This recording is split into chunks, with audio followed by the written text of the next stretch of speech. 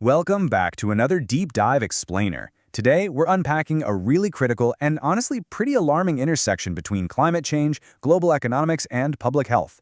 We're looking at a profound challenge that's quite literally shaping the future of survival on a warming planet.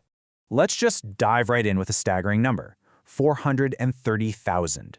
According to the Climate Impact Lab, that is the number of additional climate-driven heat deaths projected to happen globally every single year by 2050 compared to historical conditions. It's a massive number.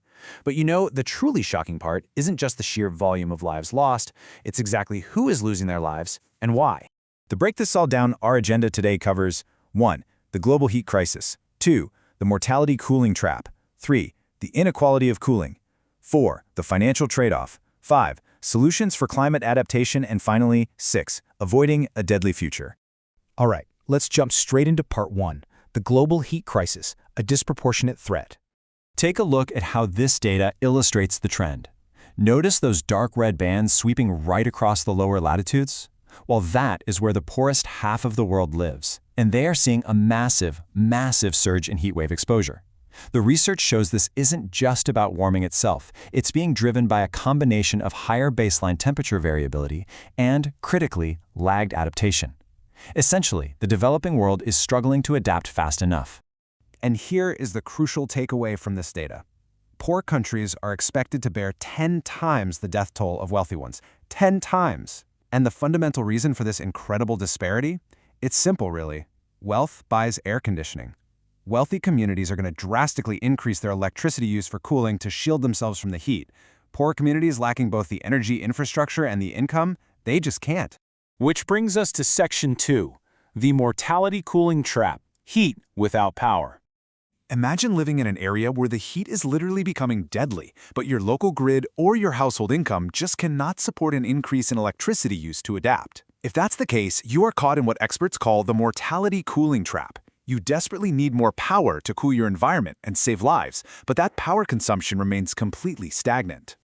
Looking at the data, there are 18 specific low-income and lower-middle-income countries caught squarely in this trap.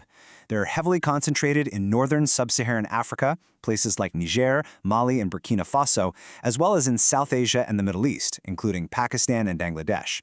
These nations are severely lacking the baseline energy infrastructure needed to adapt to extreme temperatures.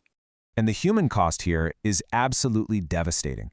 Across those 18 trapped regions, which are home to over 676 million people, by the way, a staggering 377,000 lives are projected to be lost annually by 2050 simply due to this lack of power. That means the vast majority of all global heat-related deaths are going to be concentrated right here in communities trapped without access to cooling. Moving on to Section 3, the inequality of cooling, a tale of two climates.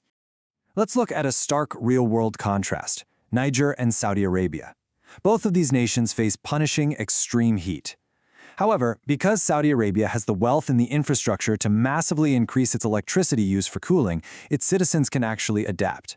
Niger doesn't have that luxury. As a direct result of that gap, Niger is projected to lose 27,000 more lives annually by 2050 compared to its wealthier counterpart. The heat is exactly the same, but the survival rate is dictated by energy access. But we also have to remember that this inequality isn't just between different nations on a map. It exists right within borders, too. Even in rapidly growing economies like India, the cooling gap divides the rich from the poor right down the exact same street. Think about it.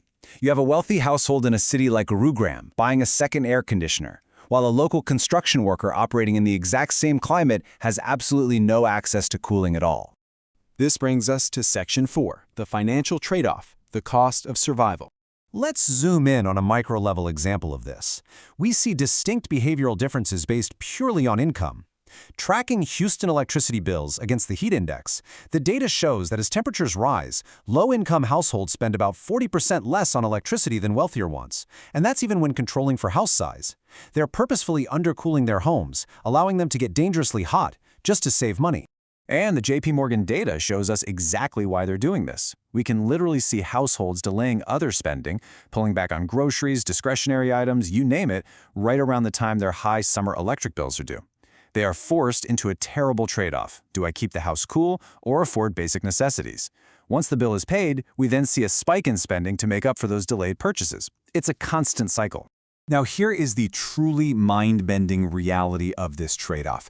By turning off the AC on a 95-degree day, a low-income family might save, say, between $2.70 and $4.40. But because extreme heat dramatically increases the risk of death and sublethal health issues, the statistical cost of that incurred mortality risk is between $7 and $8 a day. So, they are saving a few dollars in cash today, but the hidden cost to their health and survival is double or triple what they actually saved. Let that sink in for a second.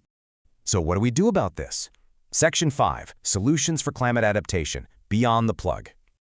How do we fix a system where the poorest are forced to choose between financial ruin and heat stroke? Well, the reports are very clear. While we absolutely need more electricity access in developing nations, we cannot rely solely on the grid. We have to rapidly scale non-electricity dependent solutions. This means deploying early warning systems for heat waves, implementing comprehensive heat action plans, and expanding access to community health centers. It also means investing heavily in urban greening to lower city temperatures naturally, creating accessible public cooling centers, and climate-proofing housing with much better insulation, so it doesn't take so much power to cool a room in the first place.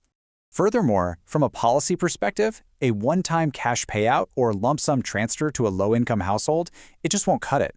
The research shows that if you just give a family cash, they still face that terrible marginal trade-off between running the AC and buying food. What we really need are foundational electricity market reforms that actually lower the relative cost of running an AC unit for vulnerable families so they don't ever have to ration their physical safety. Let's wrap things up with Section 6, Avoiding a Deadly Future. This quote from Michael Greenstone over at the Climate Impact Lab perfectly summarizes the crisis. The ultimate tool for adaptation, air conditioning, already exists. It is a proven, absolute lifesaver. But due to this alarming mix of global wealth inequality, lagging energy infrastructure, and household financial constraints, the poorest populations are fundamentally locked out of accessing it. Which leaves us with this final provocative thought to consider as we move forward. As the planet gets hotter, the line between comfort and survival is vanishing. Will cooling remain a luxury of the wealthy, or must it become a fundamental human right in a warming world? If you found this update helpful, please hit the like button and share this explainer with fellow members. For more deep dives into the latest environmental regulations and industrial news, subscribe to our channel and turn on notifications. See you in the next one.